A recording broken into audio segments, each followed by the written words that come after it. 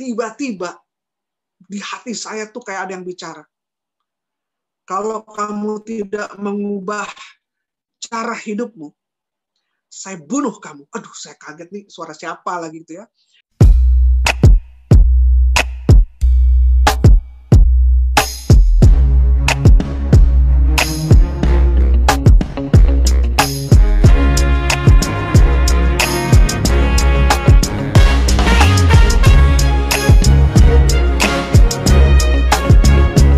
Pernah satu kali Tuhan Yesus bilang kepada murid-muridnya, lebih baik aku pergi.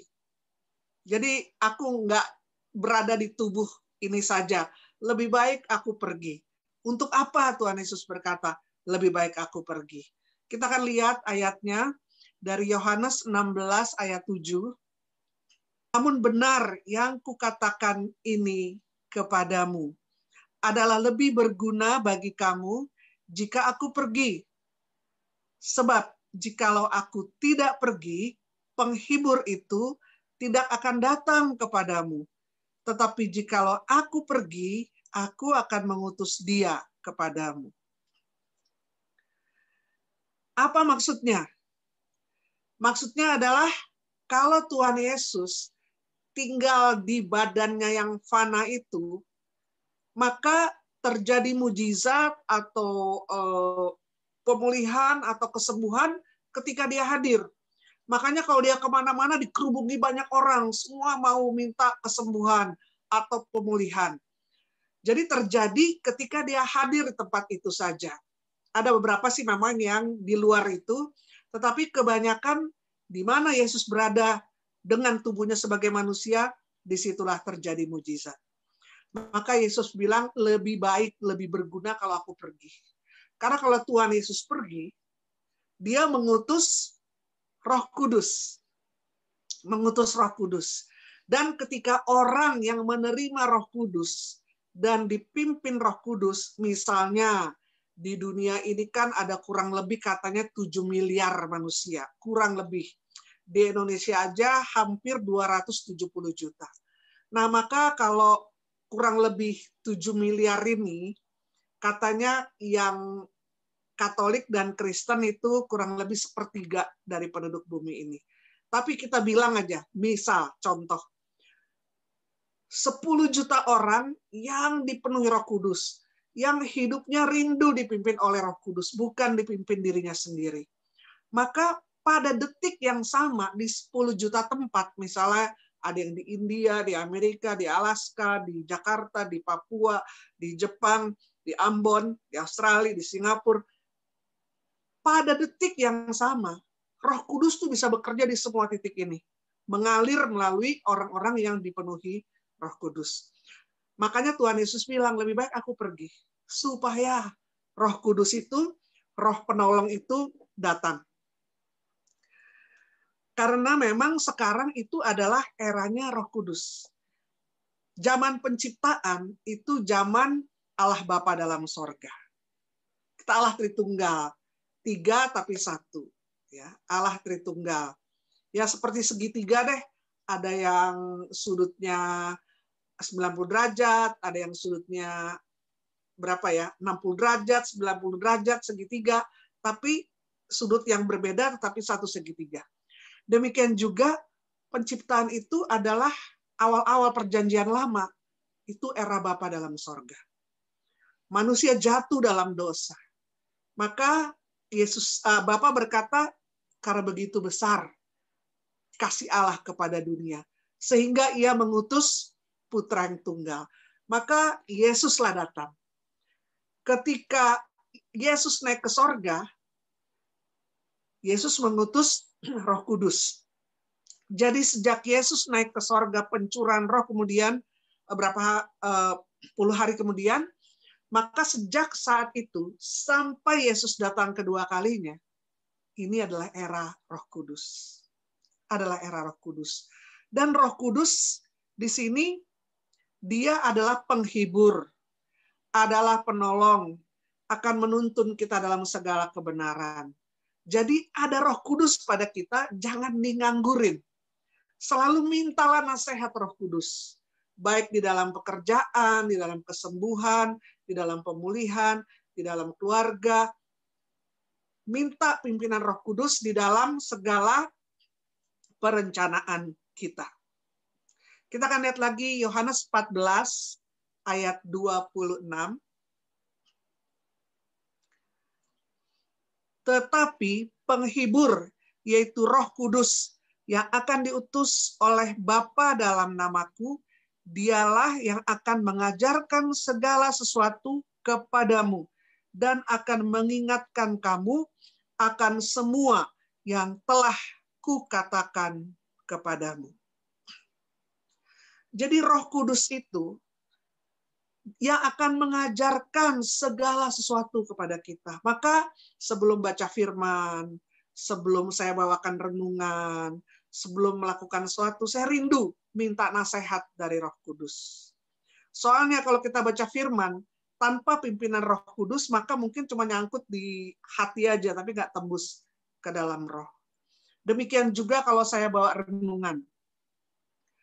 Kadang-kadang saya tuh ya mengalami beberapa proses lah ya. Kalau masih awal-awal, itu kelihatan biar kelihatan hebat, kelihatan jago, kita bawa yang susah-susah ngejelimet supaya orang wah hebat banget gitu ya. Jadi cenderung memberi apa yang kita tahu. Padahal harusnya kita memberi apa yang dibutuhkan umat.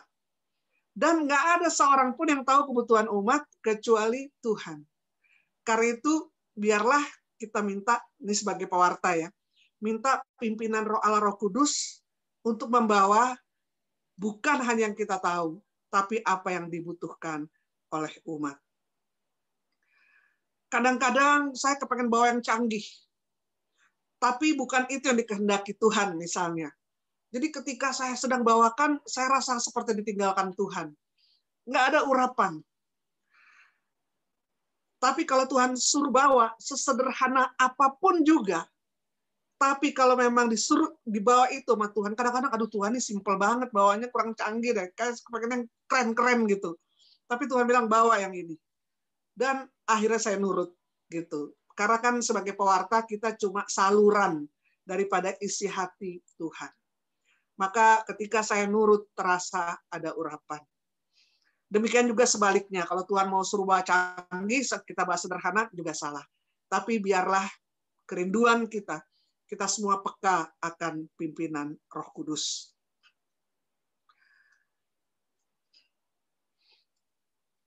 Karena dia akan mengingatkan segala sesuatu yang dikatakan oleh Tuhan dan akan memimpin kita dalam segala kebenaran. Saya melayani Tuhan dari tahun 1980. Dari masih muda lah. Sekarang sudah 40 tahun saya di dalam ladang penginjilan. Maka di tengah-tengah jatuh bangun, salah benar, belajar ini itu, maka ada yang saya pelajari, ingin saya bagikan. Dan sampai sekarang pun terus belajar. Karena kita belajar seumur hidup kita. Karena Tuhan terlalu mulia, terlalu besar, seumur hiduplah kita belajar. Maka saya mau sharingkan apa yang saya dapat. Misalnya, ada orang datang untuk minta doa kesembuhan. Pertama-tama sih, saya hajar aja deh, seragam aja, dalam nama Yesus sembuh, dalam nama Yesus sembuh. Padahal, karunia kesembuhan itu bukan milik kita. Sumbernya adalah Tuhan. Kita hanyalah saluran. Karena kalau kita sumber, kita ke rumah sakit Siloam aja semua kita tumpangin tangan sembuh. Tapi kan buktinya nggak begitu. Karena kita cuma saluran. Kalau pas Tuhan mau salurkan baru bisa. Kalau Tuhan lagi nggak mau menyalurkan lewat kita, mungkin menyalurkan lewat orang lain, kita paksa-paksa juga nggak bisa. Maka pernah satu ketika saya mudik pulang kampung, biasalah kalau kita datang ada ibadah gitu ya, maka saya pimpinlah persoalan doa. Habis itu ada yang bilang, tolong doakan, ini tante, dia sedikit-sedikit pingsan, udah kemana-mana nggak sembuh-sembuh, segala dokter yang canggih dia udah datang, dia nggak sembuh, dia mau minta doa kesembuhan. Maka saya bilang, silakan, Jadi saya ngobrol berdua sama si tante ini.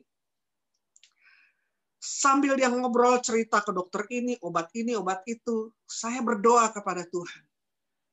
Tuhan, apa sebenarnya akar masalah sakitnya si tante ini?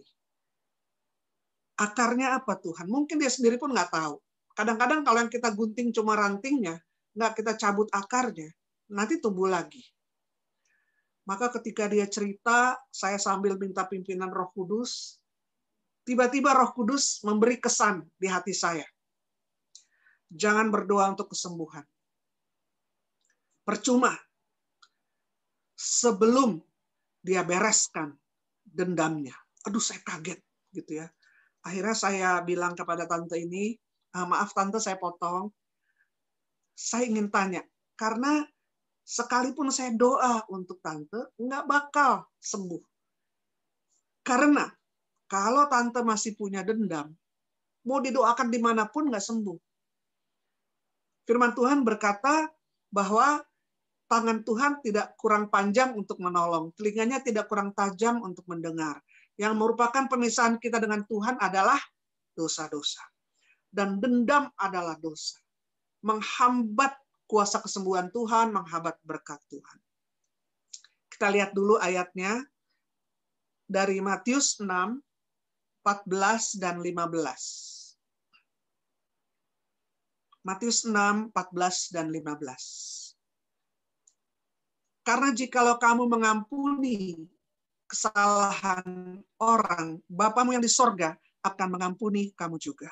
Tetapi jikalau kamu tidak mengampuni orang, Bapamu juga tidak akan mengampuni kesalahanmu. Jadi, kita mesti ngampunin. Saya tanya, ada dendam nggak? Terus dia bilang, ada. Saya dendam pada anak tunggal saya. Aduh, saya kaget. Jadi dia cuma punya satu anak laki-laki, dan dia dendam, dia nggak bisa mengampuni. Karena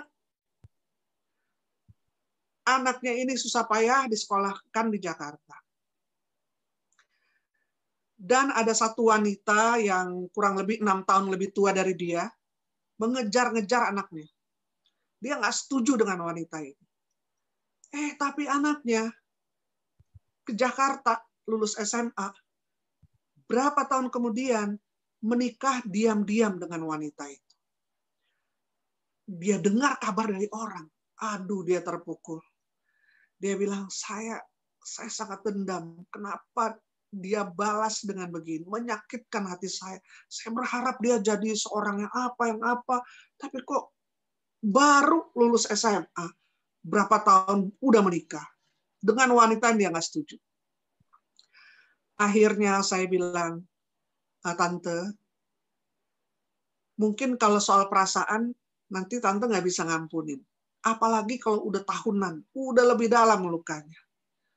Tapi biarlah tante mengampuni demi ketaatan tante dan kasih tante pada Tuhan Yesus yang berkata ampunilah yang bersalah. Supaya kita juga diampuni. Supaya kita juga sehat. Supaya kita nggak sakit. Saya nggak bisa, katanya. Mukanya keras banget. Lamalah kita ngobrol, tapi akhirnya ini juga yang selalu saya katakan. Bahwa pengampunan itu bukan soal perasaan. Kita mau tunggu perasaan mengampuni, nggak datang-datang. Aduh, lebih sakit lagi, lebih sakit. Pengampunan adalah soal keputusan. Saya memutuskan dalam nama Yesus, saya mengampuni orang yang bersalah kepada saya. Saya ampuni dia karena saya mau taat kepada Yesus. Saya mau hidup saya mengalami kelegaan dan tidak terhalang oleh sakit hati dan dendam. Akhirnya dia mengampuni. Saya ajak berdoa, Tuhan Yesus, saya ampuni anak tunggal saya. Pokoknya saya ajak dia berdoa. 6 bulan kemudian, orang dari kampung datang, saya tanya, tante itu apa kabar? Ajaib, sejak didoakan, dia sembuh, nggak pingsan-pingsan lagi. Hidupnya lebih sukacita sekarang, katanya. Dan pada satu ketika, setahun kemudian kurang lebih, dia datang dengan menantunya ke rumah. Dan dia dipulihkan oleh Tuhan.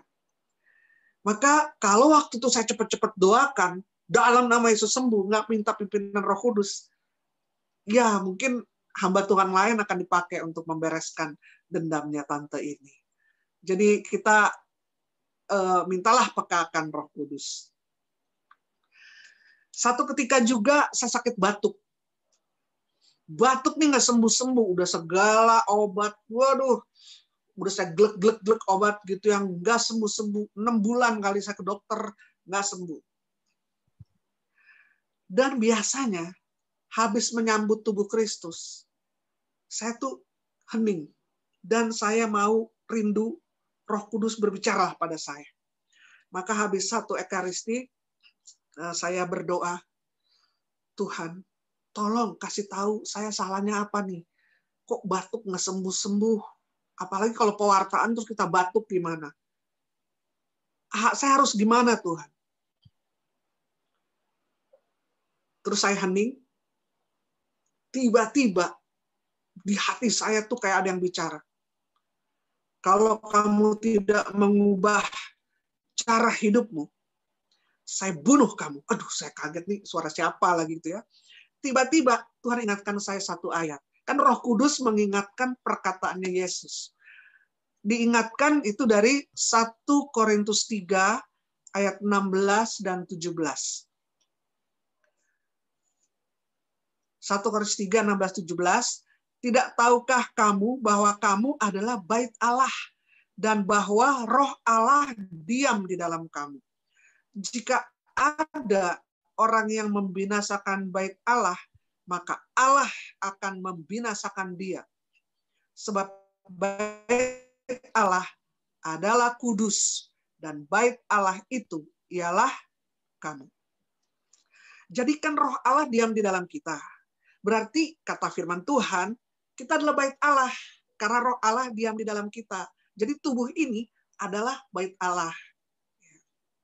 Dalam artian itunya sih, tubuh ini gereja sebenarnya. Bait Allah kan gereja. Jadi tidak tahukah kamu bahwa kamu adalah bait Allah, bahwa Roh Allah diam di dalam kamu. Jika ada orang membinasakan bait Allah, jadi kalau ada yang binasakan bait Allah ini, maka Allah akan binasakan dia. Sebab bait Allah adalah kudus dan bait Allah ialah kamu. Tiba-tiba Tuhan ingatkan, kamu tuh tidak pelihara tubuh kamu.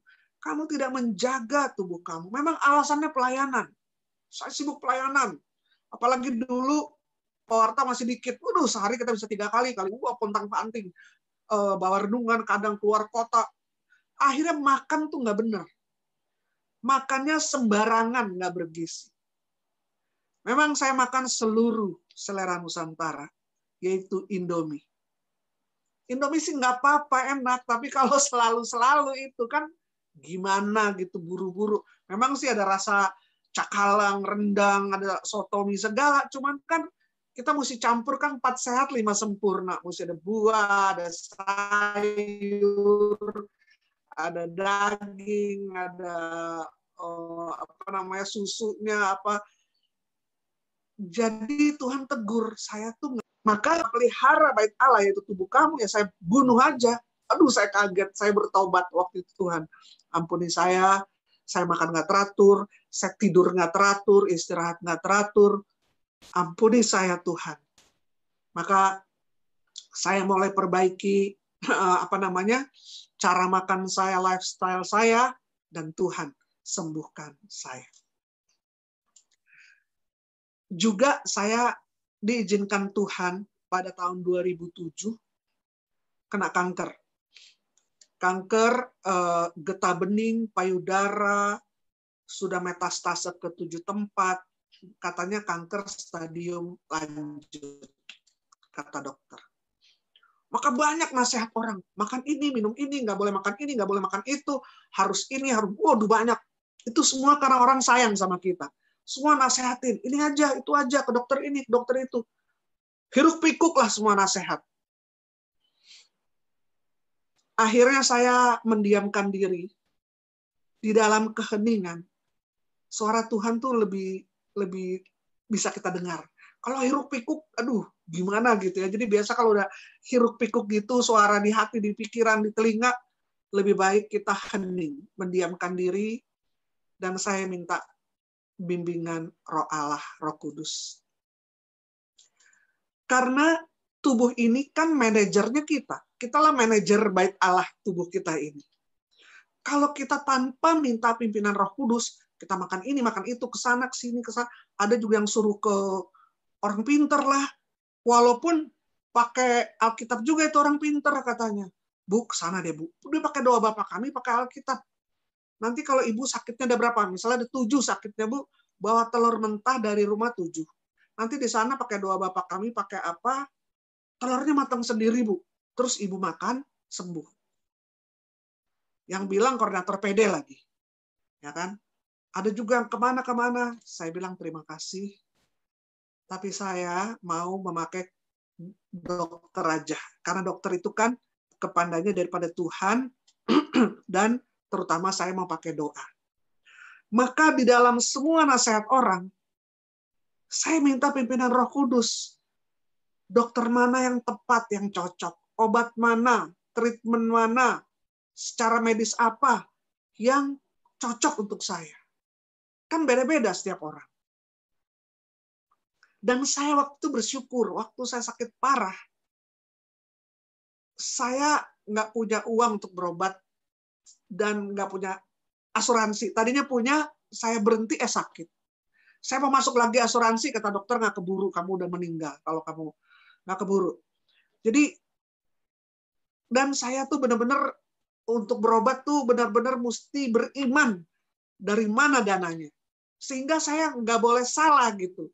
Benar-benar Tuhan yang mana Tuhan, dokternya, pengobatannya, obatnya, treatmentnya, benar-benar saya minta supaya dipimpin Tuhan.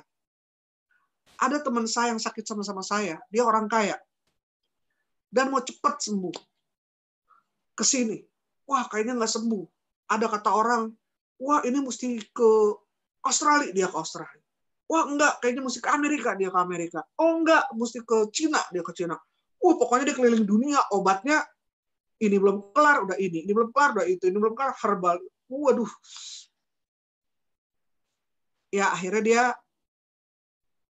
jadi sengsara sendiri. Jadi sengsara sendiri karena kan ada juga teman. Dia ke dokter, saya udah bilang, ini kayak dokternya nggak ini masa kamu di kemo terus, mesti ada program dong gini-gini. Enggak, saya mau sama dia.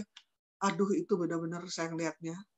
Itu sampai meninggal, tuh sampai habis hartanya di kemo terus. Sampai akhirnya jadi lumpuh, nggak bisa apa-apa, dan meninggal. Jadi yang saya belajar lewat penyakit saya itu, ada seorang teman di Singapura bilang, kamu saya lihat kesembuhan Tuhan untuk kamu tuh kayak lurus jalannya. Nggak berliku-liku gitu. Saya bilang, ya karena saya nggak punya dana untuk berobat, benar-benar yang saya andalkan tuh hanya Tuhan. Supaya saya jangan salah tembak ke sana, tembak ke sini, nanti ada efek sampingan sana-sini, saya lebih parah. Maka saya minta pimpinan Tuhan. Dan ajaib, setelah berobat 2 tahun, dokter saya berkata ini mujizat, ini kesembuhan dari Tuhan. Dan nggak terasa itu 2007, sekarang sudah 2020, jadi sudah 13 tahun lalu. Bukan berarti yang meninggal nggak disayang Tuhan, enggak. Bukan berarti saya lebih disayang Tuhan, itu juga enggak. Cuman yang saya mau bilang, kalau kita nggak minta pimpinan Roh Kudus, kita bisa salah berobat sana, salah berobat sini, yang sengsara kita tubuh kita ini.